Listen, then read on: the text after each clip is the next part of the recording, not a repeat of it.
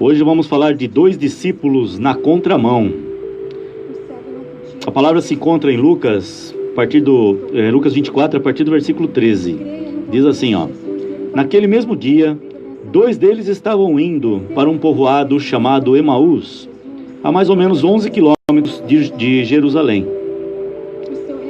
Jesus havia dito aos discípulos que o aguardassem em Jerusalém, pois o propósito de Jesus ia começar em Jerusalém. Mas esses dois discípulos, eles foram para Emaús, uma vila próxima, aproximadamente 11 quilômetros, como diz o texto, que estava fora dos propósitos, não era o propósito da volta de Jesus ali, quando Jesus aparecesse novamente. Porque esses discípulos viam que para eles tinha acabado, era o fim de um sonho. Jesus, que era aquele que deveria vencer os romanos, restaurar o reino de Israel, conforme eles criam, aquele que já havia se tornado mais uma ilusão entre tantas outras que eles já acreditavam. A perseguição dos religiosos contra Cristo havia chegado ao fim. Ele foi preso, foi crucificado, e apesar de todos os avisos, os seus seguidores não esperavam a crucificação. A expectativa que eles tinham sobre o ministério de Jesus era de uma libertação política para o povo judeu. Eles sabiam a capacidade que Jesus tinha, conheciam seus milagres e, portanto, ficaram frustrados quando Jesus foi para a cruz. Ainda hoje, muitos dos seguidores de Cristo se decepcionam, porque no caminho de Cristo, existe uma cruz. Existe uma renúncia pessoal, você deve deixar muitas coisas da sua vida. Existe a morte da carne para que o Espírito prevaleça. Quem acredita num evangelho de homens, que é centrado nas coisas materiais, vai se frustrar mais cedo ou mais tarde. Hoje o que vemos nas igrejas, muitas igrejas, têm pregado coisas que não são bíblicas, coisas que não estão na Bíblia, coisas que não foi prometido por Jesus, coisas que Deus não se alegra, e muitos homens têm sido enganados, e mais cedo ou mais tarde vão se frustrar com essas coisas.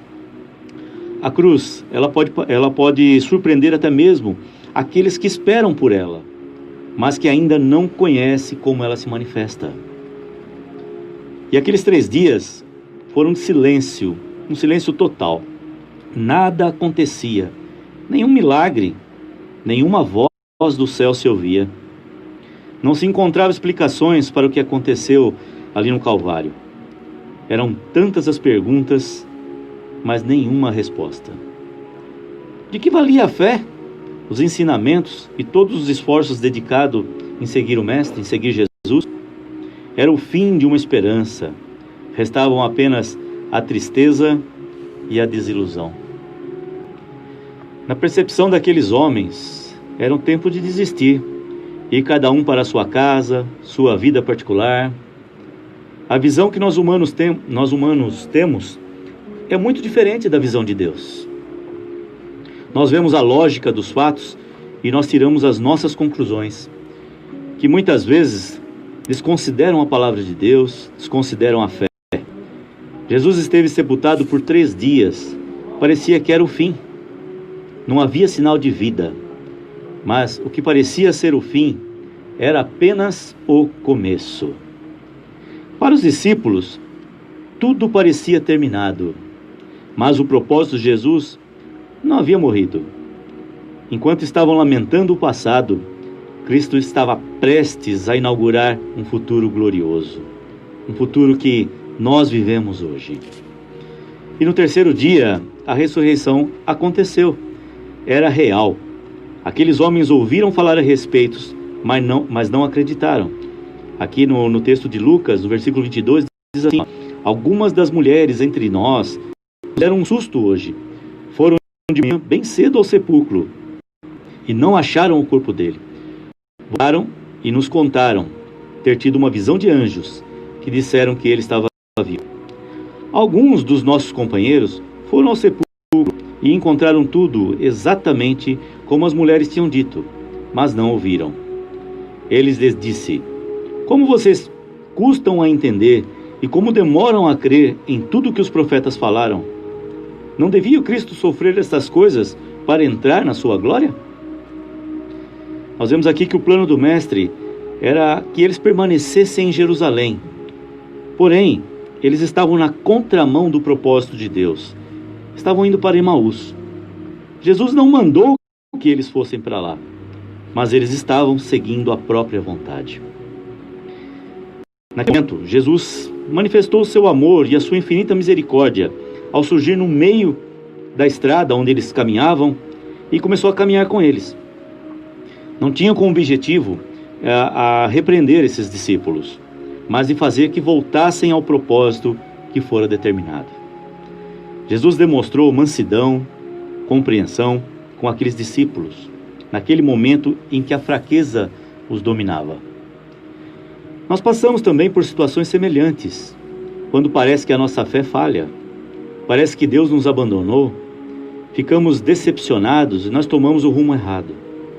Nossas decisões traçam caminhos que nos afastam do propósito de Deus.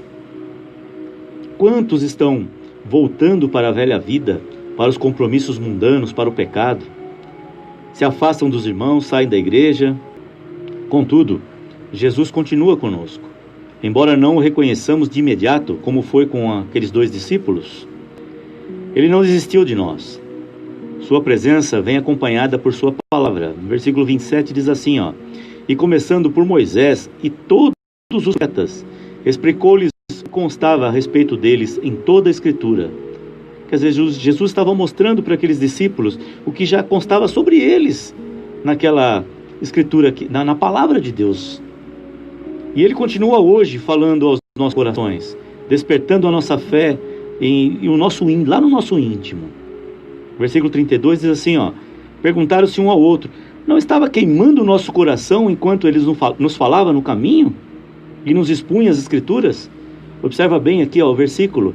Quando Jesus fala aos nossos corações, o nosso coração queima por ouvir a palavra sagrada, porque ela entra como uma espada de 2 gumes, como diz lá em Hebreus. Porém, chega um momento em que nós precisamos ter o desejo de tê-lo continuamente ao nosso lado. O nosso livre-arbítrio deve se manifestar de alguma forma.